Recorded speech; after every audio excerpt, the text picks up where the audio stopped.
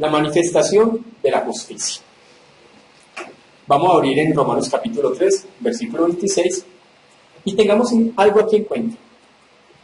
La justicia por medio de la fe es un tema central del libro de Romanos. Es el tema central del libro de Romanos. Esta doctrina que llama justificación por medio de la fe, durante la historia de la iglesia se ha perdido bastante tiempo. Se perdió, se volvió a recuperar, se volvió a perder y se volvió a recuperar. Y esta doctrina es tan vital en el cristianismo, esta doctrina es muy vital en el cristianismo. Y debemos de tenerla presente. Es tan vital en el cristianismo, hermanos, por lo siguiente, es que mire que en ocasiones se le ha quitado su verdadero énfasis. Entonces, por ejemplo, muchas personas creen que Dios justifica y usted puede vivir como quiera. Y aquí es donde yo les digo, no nos engañemos, hermanos. No nos engañemos. Si Dios nos llamó a justificar, Él también nos llama a santificarnos. Y ya ha pasado mucho tiempo donde ha pasado eso. Si Dios nos eligió para justificarnos, Él nos llama para santificarnos. No nos engañemos. Por mucho tiempo las personas creyeron que para yo justificarme con Dios era por medio de obras. Y yo les coloco este paralelo. Analicen las sectas y religiones en el planeta Tierra. Todas siempre dicen que hay que hacer algo. Cuando uno llega a la Biblia, me dice, eso no tiene que hacer nada. Es por fe.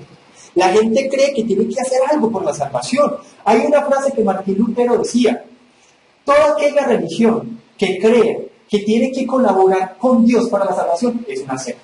Así es, Luis. Así es, Luis.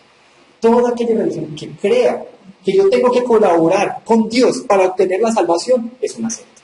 Porque es que la justificación es por fe. Mire la importancia de esta doctrina que estamos hablando. Justificación por medio de la fe. Mire cómo inició la Reforma. Lutero no hallaba paz. Lutero es un sacerdote católico. Y Lutero decía que se sentía tan pecador que se confesaba varias veces al día. Él se latigaba. Él hacía cosas para esa culpa que él sentía, ese pecado que él sentía en su interior. Él no sentía paz de perdón por Dios. Y él creía que era confesándose todo el tiempo, que era latigándose, que era haciendo algo. Hasta que encontró un versículo en la Biblia que encontró que decía: la salvación es por medio de la fe. Y no es justificado por medio de la fe. ¿Sí? Ahí es donde encontramos eso. Entonces, mira esta doctrina tan importante. Fue importante para los discípulos de los apóstoles, para lo que se llaman patriarcas, y fue importante para la iglesia reformada. Hoy, esta doctrina está siendo tergiversada, hermanos. Mire, preguntan las personas cómo obtiene la salvación, y la gente le está diciendo: es que yo soy salvo porque yo elegí aceptar a Dios. Es porque yo elegí por Dios. Es porque yo busqué a Dios. La doctrina está siendo mezclada, está siendo tergiversada, y no es la correcta interpretación de la Biblia. Y es donde debemos enfocarnos. Leamos el versículo 26 para iniciar. ¿Está bien? Quedó bien pequeñito. Pero bueno, miramos Romanos capítulo 3, versículo 26. Dice así: con la mira de manifestar en este tiempo ¿su qué? Su justicia. Por esta predicación se llama la manifestación de la justicia, a fin de que Él sea el justo y el que justifica al que es de la fe en Jesús. Dios decidió manifestar su justicia en un momento determinado.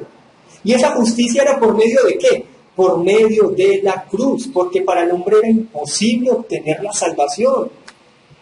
Eso se llama la doctrina de la incapacidad total. La he nombrado bastante en el libro de Romanos. Hay una incapacidad en el hombre. Hay una incapacidad en el hombre para buscar a Dios, para elegir por Dios, para buscar por esa verdad suprema. El hombre no es capaz de encontrar. Y aquí este versículo está dejando claro que es Dios el legislador de todo. Es el gran juez, es el que gobierna todo. Por tanto, Dios no es injusto. Dios es justo. Y dice que esa justicia, como era imposible obtenerla para el hombre, ¿viene de quién? De Dios. La justicia verdadera no viene de la tierra, viene del cielo. Mire, esta misma imagen se las coloqué el domingo pasado. Cuando pasó lo de estos policías, la gente clama por justicia. Todos lo sentimos en el interior. Uno dice que los cojan, que les den sentencia eterna. Hay los que dicen: ojalá los maten. ¿Están visto? ¿Por qué? Porque hay un clamor de justicia interno que nos ayuda a entender que el malo tiene que pagar. Y lo mismo pasaba, el legislador eterno, el Dios eterno, el que exige una obediencia perfecta. Cuando Adán y Eva pecaron, ese clamor de justicia era que tenían que pagar. El clamor de Dios es que el hombre debe pagar. Somos desobedientes, el hombre debía morir. Dios no permite, es que yo no soy, hay unos que dicen, pero es que yo no soy tan pecador comparándome con otros. No, es que para Dios no hay ningún pecado grande o pequeño. Ahí sí, cuando entendemos la Biblia, sí lo que la Biblia nos condena es por el conocimiento que tengamos. Entre mayor conocimiento tengamos, mayor responsabilidad. Quiere decir que nosotros estar aquí, como tener un conocimiento tan profundo por la soberanía de Dios, se nos va a juzgar por el conocimiento tan profundo que tenemos. ¿Sí? Entonces entendamos eso. Él es el Dios justo y Él clama por justicia. A lo largo de toda la Biblia nos muestra que Dios está airado por el pecador y Él clama. Él clama que se haga justicia. Y esa es la justicia. Y qué bueno que vivimos en Jesús. Que cuando a Jesús lo estaban castigando, lo estaban latigando, era que estaba pagando por lo que nosotros merecíamos. Nosotros merecíamos eso. Ahora, ¿qué es la justicia de Dios? ¿Qué es la justicia de Dios? Es uno de los atributos perfectos de Dios. Dios no es injusto. Que a nosotros nos parezca que Dios es injusto, porque hay gente que dice, no, a mí me parece que Dios es muy injusto. Es más, uno lee la Biblia y dice, Dios está injusto. Abraham todo lo que esperó y Dios le prometió que vería una tierra y Abraham no vio nada. Sí, Moisés fue que la vio de lejos. Y a Abraham se le hizo la promesa y Abraham no vio nada. Y de hecho cuando leemos el libro de Hebreos dice, muchos de ellos creyeron y no vieron nada. Y uno dice, Dios es muy injusto. No, Dios no es injusto. Dios es un ser justo y su naturaleza es tan justa que es imposible que haya una gota de maldad, una gota de impureza. Dios es completamente justo. Dios nos está perfeccionando en justicia. Hoy vemos la justicia humana. Un día es legal el aborto, otro día no es legal el aborto. Un día es legal hacer una cosa, otro día no. La justicia humana no tiene bases, no hay bases fundamentales. Miren lo que pasó en estos días en Nueva York. Eso es un crimen. Aprobaron el aborto en cualquier etapa del bebé en el vientre. O sea que si alguien quiere, el bebé tiene 8 meses, lo puede matar. Eso es un asesinato. Eso lo publicaron varios pastores reformados. Miguel Núñez fue uno de los que pronunció. Y pronunció, de Dios nadie se burla. Esperen un juicio. Están matando niños. Están matando niños. Dios no cambia sus estándares, Dios no cambia su forma de ser. Dice que Él siempre permanece igual. Dios no cambia. Por eso porque cuando Adán y Eva pecaron, merecían el juicio de Dios. Dios no cambia. Es el mismo. Dios no va creciendo en justicia. Y también la justicia de Dios tan impresionante que es.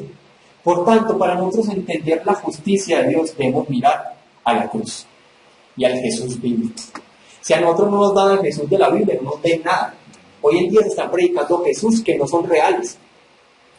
Jesús que no es el Jesús de la Biblia. Un Jesús que es un parcero, un Jesús que es un amigo, un Jesús que solamente es amor y perdona todo lo que quiera. Ese Jesús no es el bíblico. Eso es un Jesús ficticio.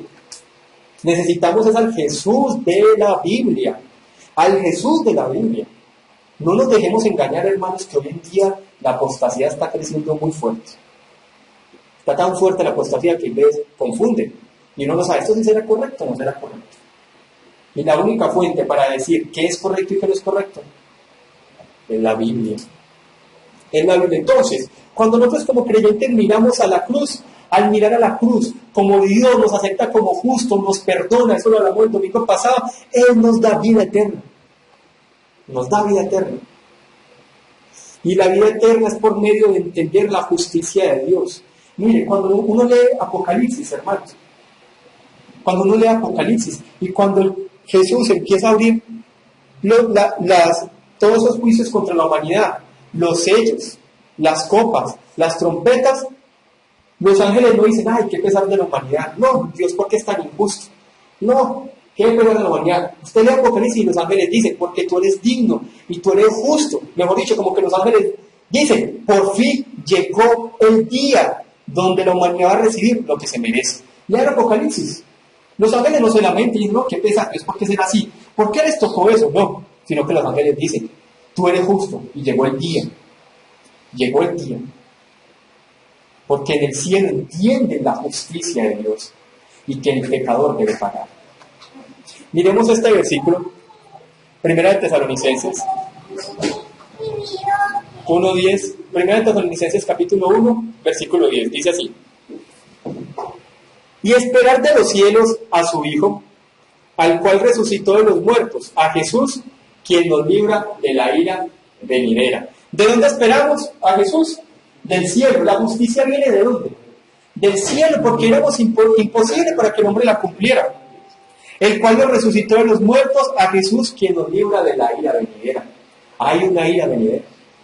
Hay una ira venidera. Todos aquellos que no creyeron en Jesús, hay una ira venidera. Una ira venidera donde Dios va a juzgar y la gente va a recibir su merecido. Va a recibir su merecido. ¿Qué más hace la cruz? La cruz afecta a Satanás, rompiendo el dominio y el poder sobre la tierra. Nosotros no debemos dar temor de Satanás.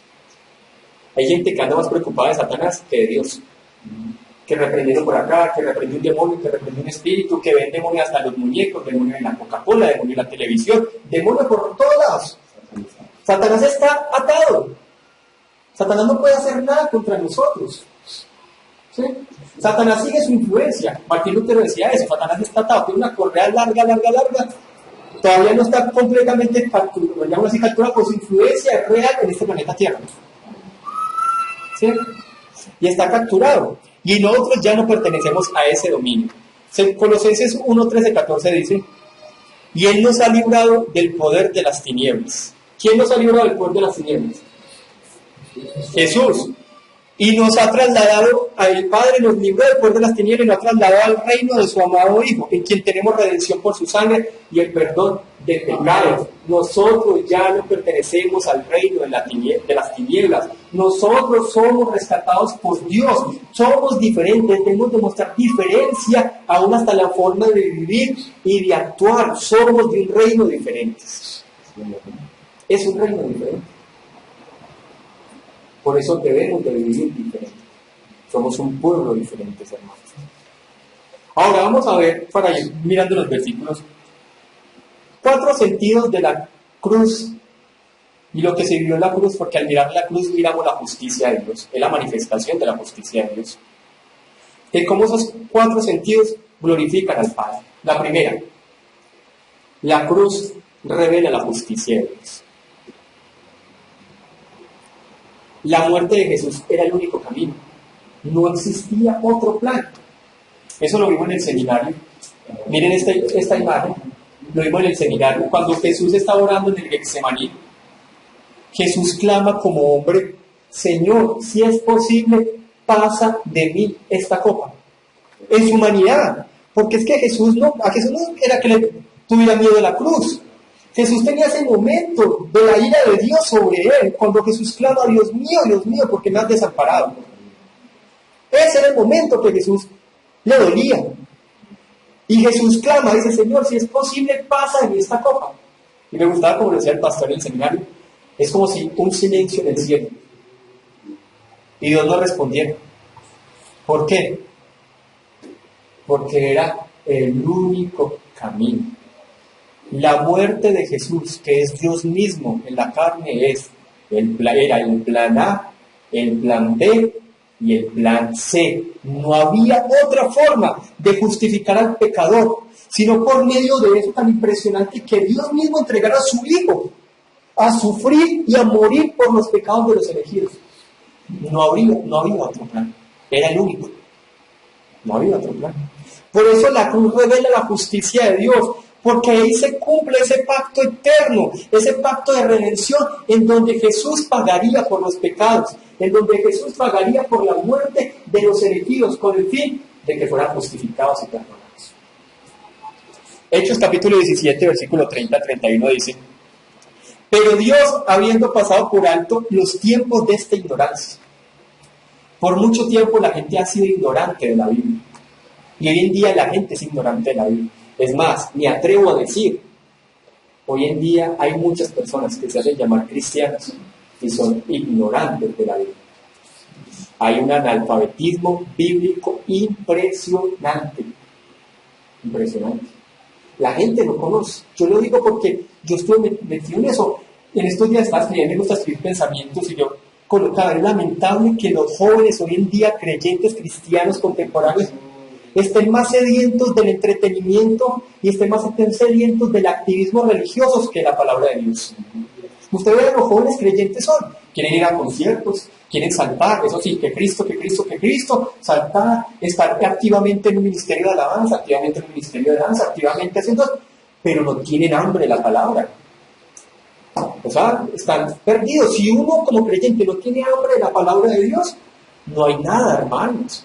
No hay nada. Por eso es que yo quiero que este año profundicemos en la palabra de Dios.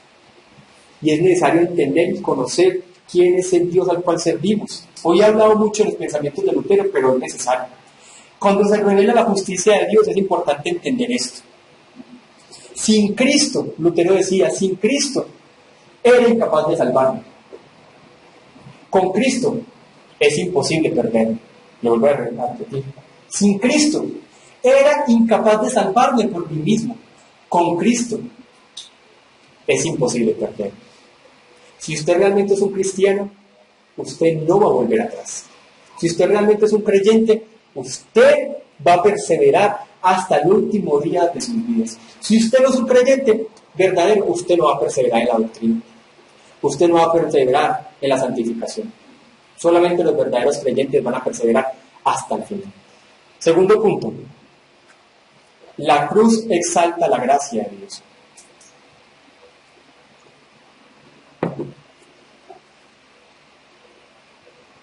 La cruz exalta la gracia de Dios. Versículo 27. ¿Dónde pues está la jactancia? Queda excluida. ¿Por cuál ley? ¿Por las de las obras? No, sino por la ley de la fe. Mire qué versículo tan impresionante, lo volvemos a repetir. ¿Dónde pues está la jactancia? Aquellos que se jactaban de decir, pero es que yo vivo correctamente. Es que me comparo con los demás y yo soy mejor que los demás.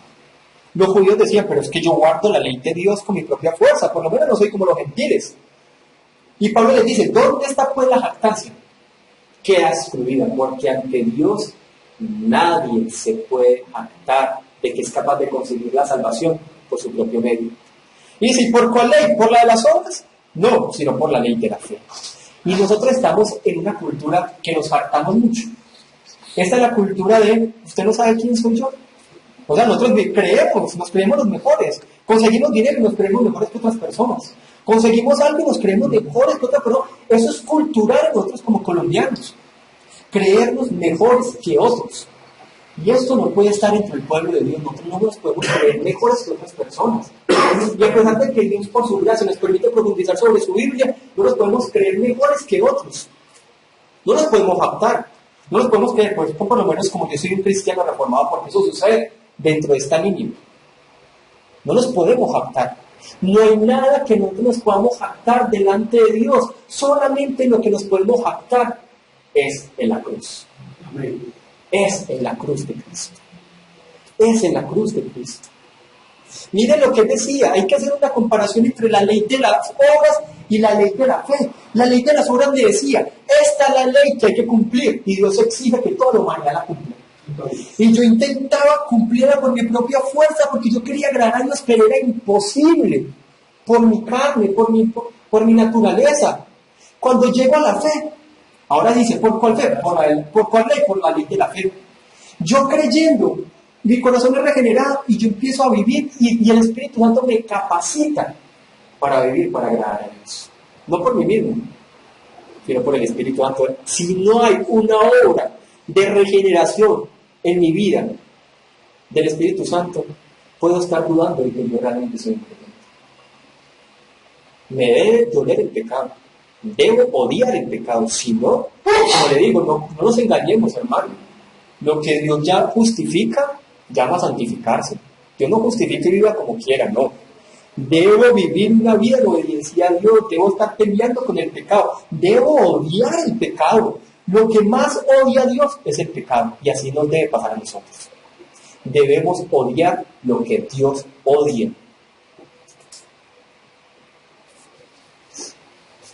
Primera de Corintios capítulo 1, versículo 27 al 29 dice, y aquí dice, ¿de qué nos vamos a jactar? Si realmente estamos aquí, era porque éramos lo vil del mundo. 27, sino que lo necio del mundo escogió Dios para avergonzar a los sabios, y lo débil del mundo escogió Dios para avergonzar a los fuertes, y lo vil del mundo y lo menospreciado escogió Dios, y lo que no es para deshacer lo que es, a fin de que nadie se jacte en su presencia. Nosotros estamos acá porque no éramos los mejores, realmente porque teníamos muchas cosas malas, muchas cosas aterradas. Aquí entre nosotros hay exfornicarios, exadúlteros, ladrones, de todo. Es que la iglesia no es un barco de lujo. Yo me tengo repitiendo esta frase. La iglesia no es un barco de lujo, es un barco de salvación. Aquí hay de todo. Y aquí es lo que trabajamos nosotros, que vengan más y más personas que se arrepientan de sus pecados, porque somos un barco de salvación. Aquí no es por estratos sociales, aquí solamente, como estamos en Jerusalén, entonces solamente estrato tal, no me interesa. Aquí se acepta de todo. Todo aquel que quiera aceptar el plan de salvación es bienvenido. Es bienvenido. Por eso tengamos cuidado, no nos jactemos, de verdad es que no somos nada. Dios nos escogió porque éramos poca cosa, con el fin para que Él hiciera a nosotros su obra grandiosa en nuestras vidas. Quiere decir que cuál es el que nosotros debemos tener, hermanitos. ¿Qué es lo que nosotros debemos entender? Que nosotros debemos mirar a la cruz y no debemos entender y tenemos que quitarnos la idea de que Cristo murió por mis sueños, de que Cristo murió por mi carro, que Cristo murió por mi prosperidad, que Cristo murió por eso. Eso es un evangelio falso de esos falsos cristos que están predicando. Cristo no murió por eso. Y yo les digo, hermanos, con toda sinceridad, Cristo no murió por sus sueños. Así duele y todo, pero Cristo no murió por sus sueños. Cristo no murió para que usted fuera rico. Cristo, nosotros tenemos que llegar a la cruz y entender que tenemos que entregar mis sueños, mis deseos, mis anhelos, mis planes, mi pecado a la cruz de Cristo, rendirme, negarme a mí mismo para obtener el plan que Él tiene para mi vida. Negarme a mis planes para saber cuáles son los planes de Dios para mi vida. Créalo, hermano, ahí ve nuestros planes, no son los mejores planes. Ahí ve los planes de Dios, son entendidos, no los entendemos, pero es lo mejor para nuestras vidas. Todo lo que Dios desea para nosotros, todo lo que nos sucede, aporta para nuestro crecimiento espiritual y salvación. Versículo 28. ¿Qué dice el versículo 28? Pablo llega a esa conclusión con los romanos. Concluimos pues que el hombre es justificado por fe sin las obras de la ley. Es una conclusión. Concluimos que nosotros somos incapaces de conseguir la salvación por nuestras obras, solamente por la fe. Ahora, en estos días hablamos con la pregunta que cuento desde la hermana Esperanza sobre el camino. ¿Cierto? Dice, pues el único camino es Jesús. Pero entonces ahora hablemos de la fe. ¿Qué es realmente la fe salvadora? ¿Qué es realmente la fe salvadora? Porque es que hay una fe salvadora. Tengamos cuidado con el tipo de fe que nos está predicando hoy en día. Hoy la fe se trata como el positivismo que nos enseñan las empresas. Yo que trabajé tanto positivismo como capacitador comercial. Hoy me tratan y dicen, es que póngale fe. Le dicen a uno así, póngale fe que eso le sale. O sea, la fe es como el positivismo. O como si fuera una fuerza misteriosa interna, como que yo digo, es que yo tengo que producir fe. Entonces vamos a iniciar mirando qué no es fe. Y va a ser duro. Va a ser duro. ¿Qué no es fe? Y yo quiero que miremos qué no es fe, cale sobre nosotros. Primero, ¿qué no es fe? Una moralidad visible. Eso no es la fe salvadora. Moralidad visible, ya les voy a decir. Hay muchas sectas en este planeta Tierra que le exigen a las personas vivir un estándar moral alto. La Biblia también tiene un estándar moral alto. Pero ellos creen que ese estándar moral va a conseguir la salvación. Es más, hermanos, hay personas de otras sectas para humillación de nosotros como creyentes, que son hasta mejor, son hasta más o mejores moralmente que nosotros. Miren lo que pasó con el joven rico. Miren, el joven rico es una persona altamente moral. El joven rico le dijo: Señor, yo guardo los mandamientos, yo hago esto, yo hago aquello, desde mi juventud he guardado todo esto.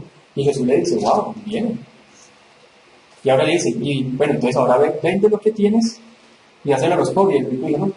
¿Qué demostraba eso? Que todo lo que él había establecido era por causa del orgullo, no por causa de una obediencia a Dios.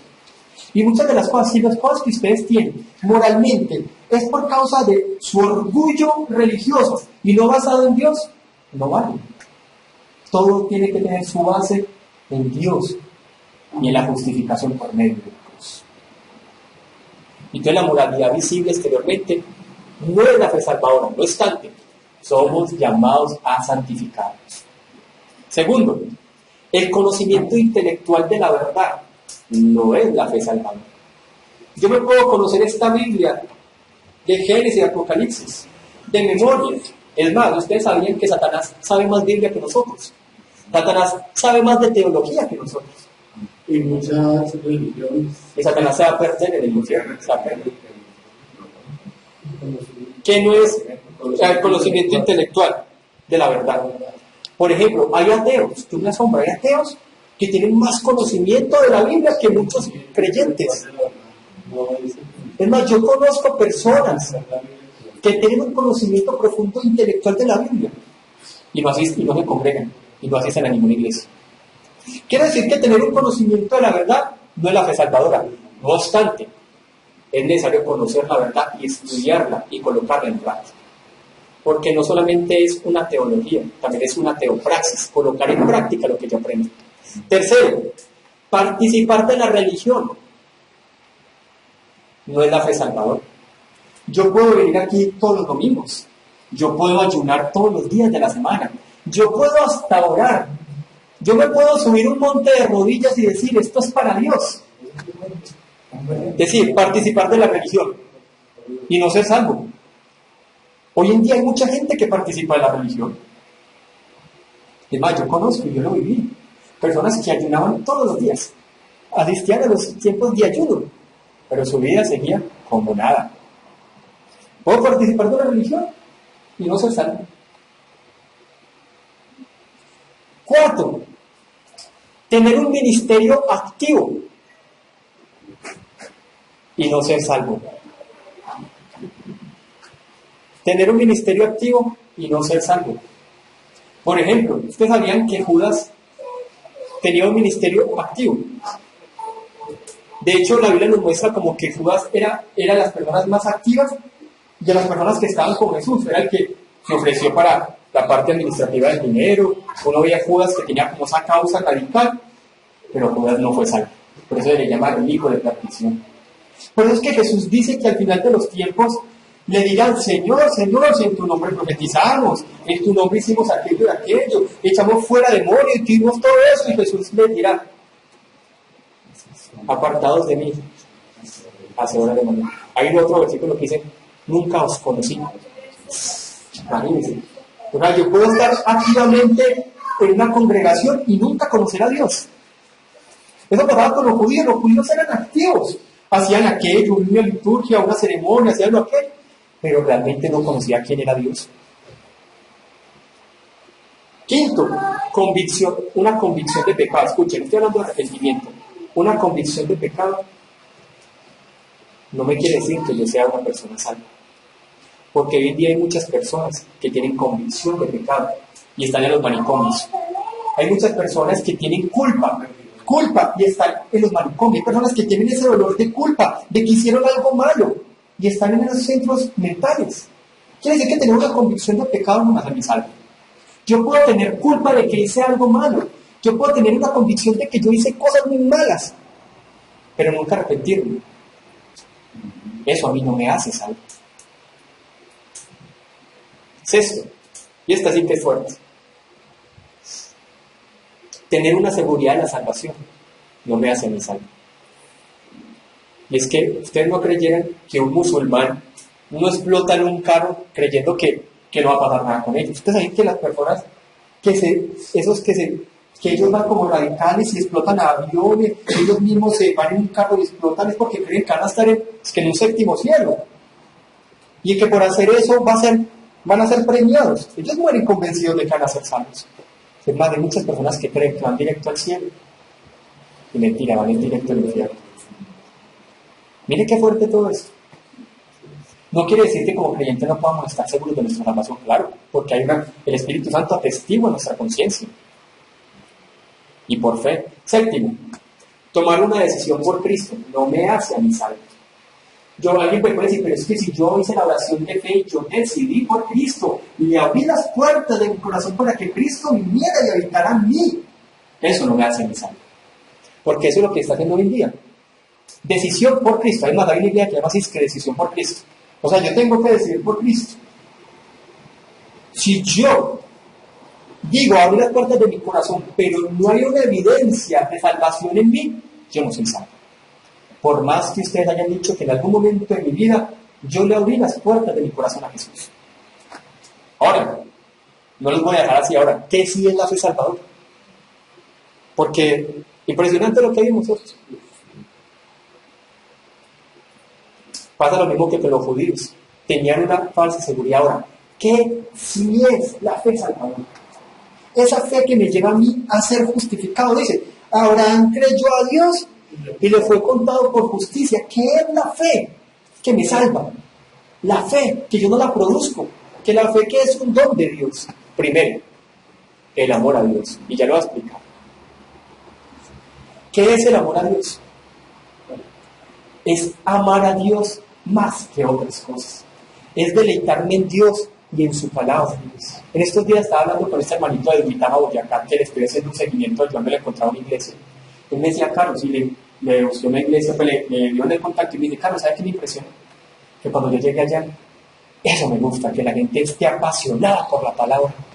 Los veía todos copiando, los veía todos concentrados, y a mí me gusta, y yo también los veo a ustedes así, porque eso no siempre es así. Una pasión, un amor por Dios, que vale más Dios que las otras cosas. Las personas hoy en día le interesan más qué le da Dios, no Dios. Es que Dios es el Evangelio. Debo amar a Dios, no lo que Dios me da. No nos fijemos en lo que Dios nos da. La realidad del Evangelio es Dios. La realidad del cielo no es las mansiones. La grandeza del cielo es porque vamos a estar con Dios allá. Es amar a Dios sobre todo lo demás. No me importa los demás, es más, cuando yo vivo una vida cristiana y yo sé quién es Dios, no me importa lo que los demás digan. Solamente quiero agradar a Dios. Si a usted le importa más que lo que los demás digan, que eso lo luchamos todos, es porque usted le interesa más a las personas que Dios. Yo debo vivir para agradar a Dios. Segundo, un arrepentimiento y aborrecimiento del pecado. Si yo no tengo un arrepentimiento y aborrecimiento del pecado, no es la fe salvadora. Y debe ser arrepentimiento, no remordimiento. Si yo constantemente estoy cayendo en las mismas cosas pecaminosas fuertes, hay que analizarnos,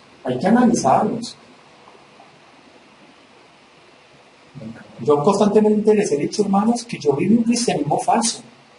Se los he dicho muchas veces. Yo me creía el mejor, el super líder.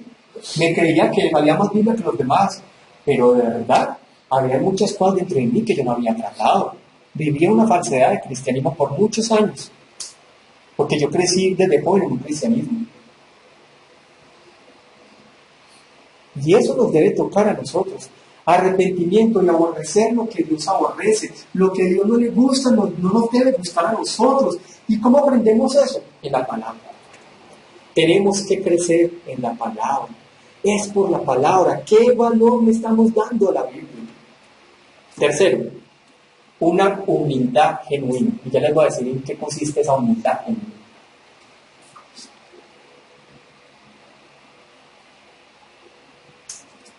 Esa humildad genuina es cuando nosotros decidimos quitar el control de nuestra vida y que sea Dios el que tome control de nosotros. Hay veces que queremos tener el control de todo. ¿Sabes? Yo tengo control de mi vida sentimental, yo tengo control de eso. Señor, yo te puedo solamente hasta acá, pero esa parte la controlo yo. La humildad genuina es entregarle todo el control a Dios. En estos días estamos hablando con varios hermanos, consejerías y todo eso. Y yo les decía que las consejerías, uno tiene que decir lo que la Biblia diga, no hay que meterle más cosas. Porque es que hay consejerías que por tantos años lo veían. Entonces, por ejemplo, si tenían problemas con la pareja, bueno, confía en Dios, pero entonces vaya, újale la almohada. Cuando él no esté, reprenda el espíritu. Eso de las prácticas que parecen brujería. Pero es en serio, hermano, yo lo escuché por años dentro del cristianismo. O sea, cuando su esposo no esté, vaya, újale, échale agua, dele vueltas a la casa, reprenda el espíritu. Así, imagínense. O sea, brujería dentro del cristianismo. Y eso era el cristiano. Y solamente una vez como que quiere que la gente haga. Y en estos días estamos reunidos con varios de los hermanos aquí en decían, hermanos, y es lo único, lo que la Biblia nos dice. Vamos a ayudarle a orar y usted tiene que confiar en la soberanía de Dios.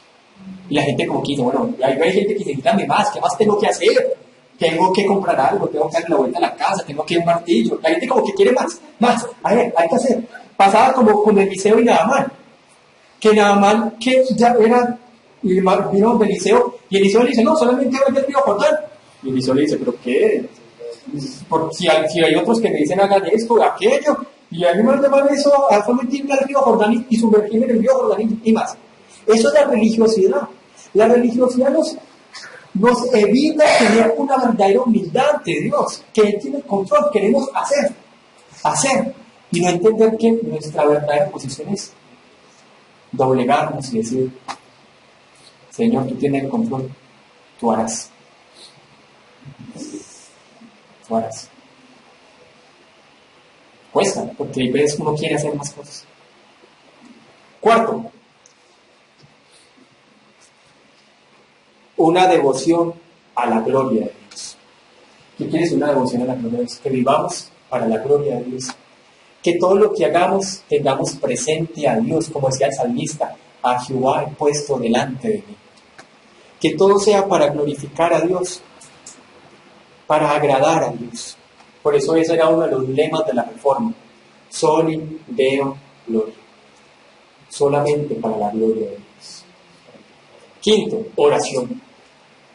Como te lo he dicho en muchas otras ocasiones, algo que me impacta del cristianismo reformado de ahora es que casi no ora. Cuando uno ve los reformados de antes, era como oraban, leían la palabra.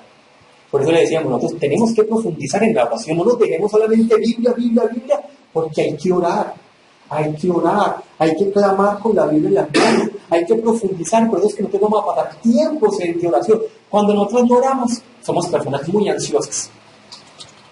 Cuando nosotros no oramos, mantenemos con una preocupación que va más allá de nuestros límites.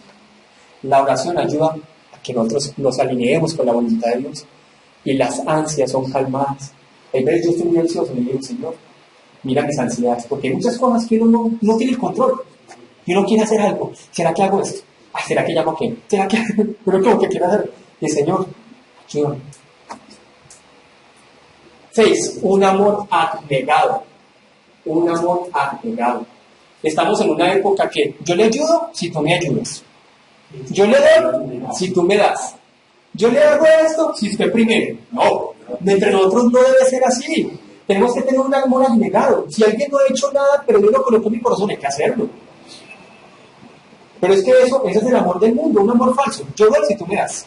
Yo te amo si tú me amas. Yo hago eso si tú lo haces primero. No. La Biblia habla de un amor abnegado entre nosotros como hermanos. Aquí entre nosotros hay muchos que necesitan oración. Y no lo están pidiendo, no esperen que se lo pidan, oren. Hay muchos que necesitan muchas cosas, no esperen que lo pidan, hay que hacerlo. Un amor abnegado. Estamos en esta época, el egocentrismo nos está matando. El egocentrismo nos está matando. El egocentrismo es, nosotros nos sentimos bien, con tal de que yo esté bien, listo. No nos preocupamos por los demás. Con tal de que yo esté bien, listo, no hay problema. Pues nos preocupamos por las otras personas y así no debe ser. Tenemos que empezar a preocuparnos por las otras personas. 7. Separación del mundo. tenemos que separar, no apartar. Estamos en el mundo, pero hay muchas cosas que tenemos que separar. En estos días publiqué una imagen y era: la iglesia no está siendo influyente en el mundo porque el mundo está influenciando más a la iglesia. Algo así, para parafrasear. Y la verdad, hoy vemos en las iglesias, y eso me gustaba porque en este día lo escuché cuando Pastor Juan Manuel Basilispa me lo mostró, ninguna religión es en el mundo. Miren los budistas, ellos nunca han cambiado su estilo de doctrina, ni han metido música contemporánea entre sus templos, ni los musulmanes. La única religión que cambia y ha metido tantas cosas es el cristianismo. Comparen otras religiones. Los católicos ya le están cogiendo el tiro a los cristianos también. Ya le están metiendo música y todo, y ahí por ahí es que sacerdotes roqueras. En este que pasó en Panamá, es que las monjas roqueras. Y los sacerdotes están cambiando su forma de predicación, la están Imagínense. mejorando para cada una. Por eso, imagínense, nosotros estamos aceptando todo lo que venga, todo lo que sea para pragmatismo, con tal de llenar la iglesia, venga. Y le tenemos luces a las iglesias, le tenemos Zoom a las iglesias, le tenemos todas las estrategias de marketing a las iglesias. Agradar al hombre y no a Dios. La gente llega y es como, nos volvemos consumistas, la gente llega a la iglesia y es como si fuera un show, un concierto. Además, al grupo de la banda llegaron al concierto antes de la predicación. Sí, están tomando muchos hábitos. Sí, o sea, eso es así. Y usted ve, y eso es así, la gente dice: uy, como estuvo de chévere, uy, qué buen baterista, excelente, ¿verdad? Si nos volvemos consumistas, dice: uy, excelente, uy, qué obra de teatro, cada vez mejorando. Podemos hacer una obra de teatro casi en Broadway. O sea, sí, estamos consumistas, y las iglesias cada vez inventan más cosas que parecemos como cuando las personas van a un teatro, a un show de comedia. Haga de cuenta. Así yo me sentí en su presencia. ¿De acuerdo? Sí. Listo.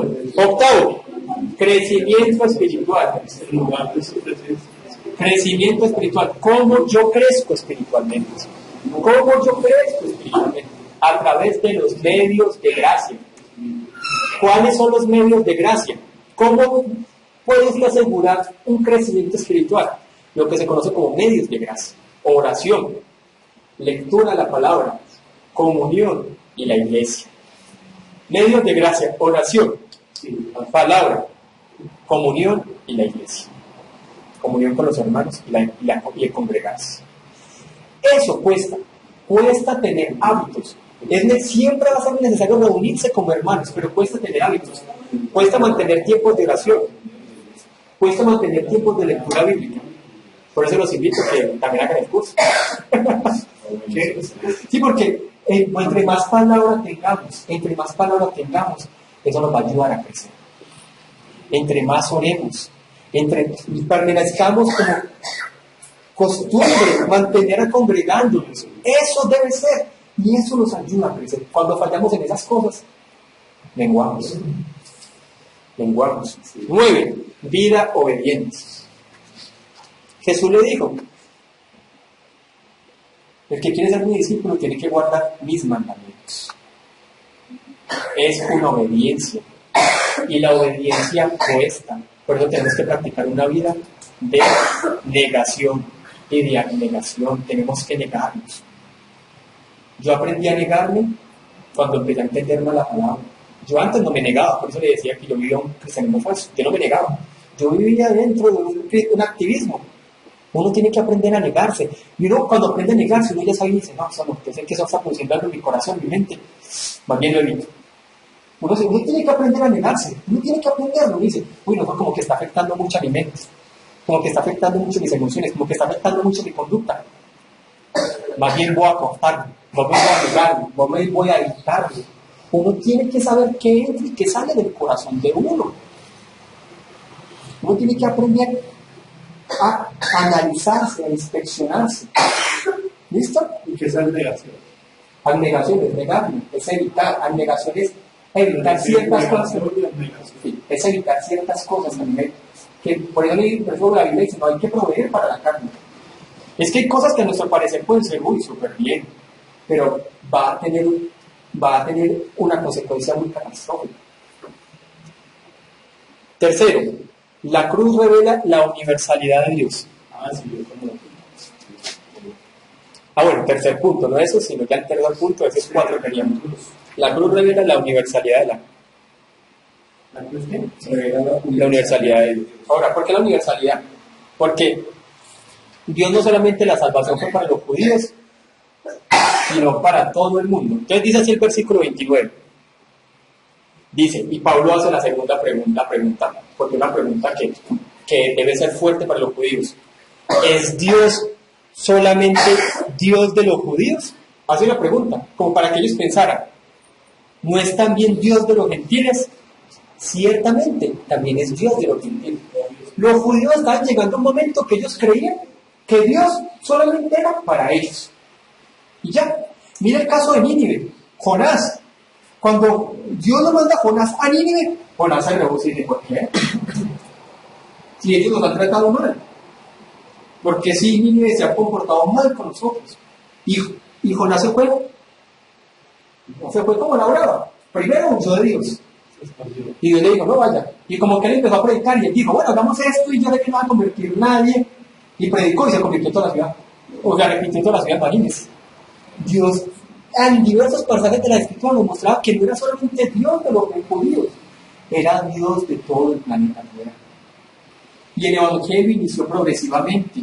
Primero inició con los primeros humanos, después eligió un hombre, Abraham, después una familia, después un pueblo, una nación, y llegó a todos los demás.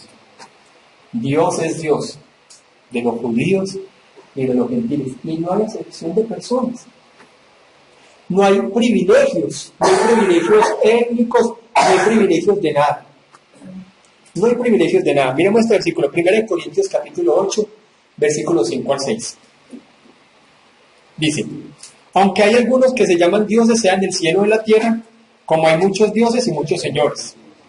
Para nosotros, sin embargo, solo hay un Dios, el Padre del cual proceden todas las cosas y para quien nosotros existimos, y un Señor Jesucristo, por medio del cual ha sido creada todas las cosas y porque nosotros también existimos. Todo ha sido creado por Dios. Avancemos un versículo acá, el 30, porque vamos a avanzar, que ya no está sacando el tiempo. Dice el 30, porque Dios es uno, porque Dios es uno, y él justificará por la fe a los de la circuncisión y por medio de la fe a los de la incircuncisión. ¿Quiénes eran los de la circuncisión? Judíos. Y los de la incircuncisión, los gentiles. Dice, igual a todos ellos los va a justificar por la fe. Y siempre ha sido igual, por la fe. Nunca ha sido por obra, siempre ha sido por fe. 1 Timoteo capítulo 2, versículos 3 al 6. Dice, esto es bueno y agradable delante de Dios nuestro Salvador, el cual quiere que todos los hombres sean salvos y vengan al conocimiento de la verdad. O sea, es un llamamiento para todo el mundo, pero como el hombre es incapaz, él eligió a algunos. 1 Timoteo capítulo 2, versículos 3 al 6. Pues hay un solo Dios y un solo mediador entre Dios y los hombres, Jesucristo hombre, el cual se dio a sí mismo en rescate por todos, de lo cual se dio testimonio a su debido tiempo. Ve ahora el 4 puntos y el último, para estos 5 minuticos que nos quedan. La cruz confirma la ley de Dios. Y este punto yo quiero que sea vital. La cruz confirma la ley de Dios. Nosotros no somos anti-ley.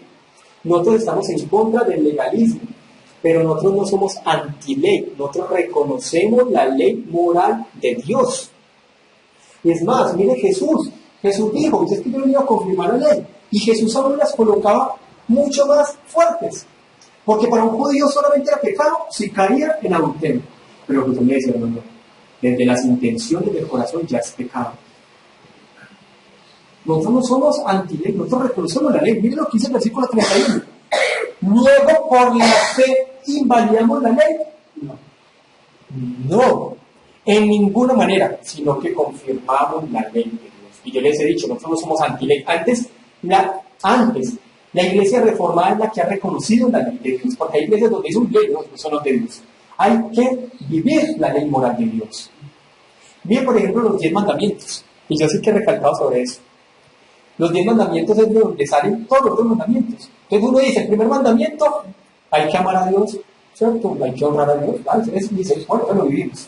El segundo, no hay que tomar su nombre en vano, listo, yo también. El tercero, hay que apartar el día del Señor, hay que santificar el día del Señor. Y dice, no sé, como que es para el sábado, para los judíos. Y entonces decimos el cuarto, el quinto, no matarás, no robarás, los demás. Pero ese que es de santificar el día del Señor, eso sí lo sacamos. Hay que cumplirlos todos, por eso decía, el día del Señor, eso también está, es el domingo. Y hay que santificarlo y hay que apartarlo. Y no solamente las acciones, por ejemplo, cuando dice no matarás, no hurtarás, no desearás a la mujer del prójimo, no solamente es el acto, es del corazón. Si empezamos a ver esas cosas de nuestro corazón, ahí es donde tenemos que negarnos. Entonces el Shabbat que está ordenado por Dios en el Antiguo Testamento, ¿por qué dijo Dios que el sábado y no el domingo? Se dice el día del reposo. Lo que pasa es que el día se dice el sábado porque el sábado fue el día que descansó Dios.